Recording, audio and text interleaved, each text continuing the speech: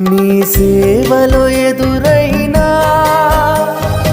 ఎన్నో సమస్యలలో నా బలమును చూచుకొని నిరాశ చెందితిని.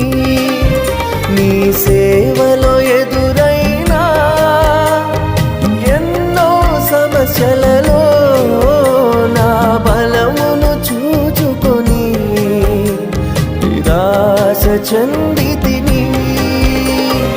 భారమైన ఈ సేవను ఇక చేయలేనని అనుకొనగా, భారమైన ఈ సేవను ఇక చేయలేనని అనుకొనగా, ప్రధాన యాజకుడా యేసు నీ అనుభవాలతో బలప